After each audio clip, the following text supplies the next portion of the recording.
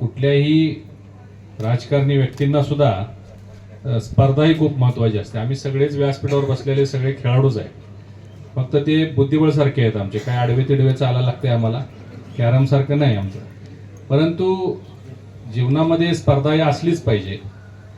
स्पर्धा असल्याशिवाय आपल्यामध्ये स्पोर्ट्समन स्पिरिट निर्माण होत नाही. आम्ही इतर ठिकाणी सुद्धा जात असताना शालेय जीवनातील विद्यार्थ्यांना सुद्धा हे नेहमी सांगतोय की ज्या पद्धतीने शिक्षण महत्त्वाचं आहे त्या पद्धतीनं खेळ महत्त्वाचा आहे, त्याच पद्धतीनं सांस्कृतिक कार्यक्रमामध्ये सहभागी होणं महत्त्वाचं आहे.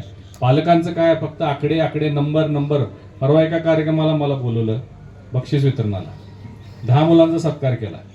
10च्या 10 मुलांचे मार्क्स 99.92, 99.96, 99.32. अरे म्हटलं आमची 3 वर्षाची सुद्धा एवढी बेरीज होणार नाही, एवढे मार्क कसे? तर तेच आहे की आई वडिलांचं एवढं प्रेशर आहे या परीक्षा स्पर्धा.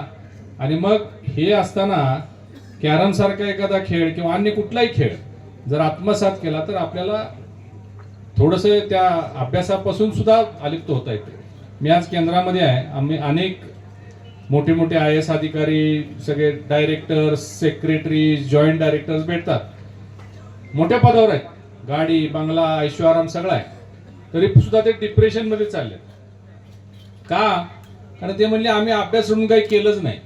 आम्हाला आता पिक्चर बघायला गेलं तर डोकं दुखतंय, गाणं ऐकायचं म्हणलं तर डोकं दुखतंय, ऐकू वाटत नाही, कर्कश वाटतंय.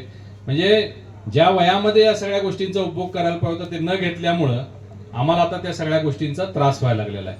आणि म्हणून आपण आत्तापासूनच, मी ऐकलं आता बरीच लहान मुलं सुद्धा या स्पर्धेमध्ये आलेले आहेत. तर अशा लहानपणापासूनच मुलांना विविध स्पर्धांमध्ये आपण थोडंसं समाविष्ट केलं तर निश्चित त्यांच्या जीवनामध्ये यशस्वी होण्यासाठी त्याचा निश्चित फायदा होतो. कारण यश अपयश पचवण्याचं, जिरवण्याचं हे सगळं राजकारणात बरेच लोक बघताय तुम्ही. एक निवडणूक पराभूत झाली की ते सगळं कोलमडून जात. आम्ही गट झालोय, आम्ही 6 वेळा निवडणूक लढलो, 4 वेळा पडलो, 2 वेळा जिंकलो. पण हे सगळं खेळामुळे आहे.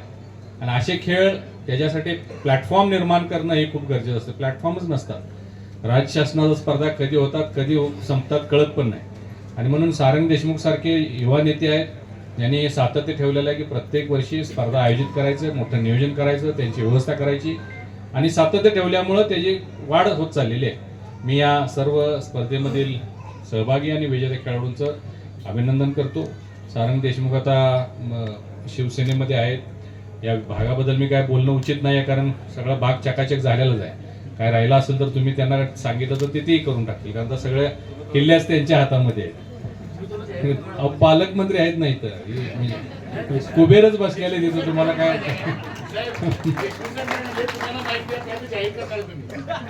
मागितलं नाही तर काय जाहीर करणार?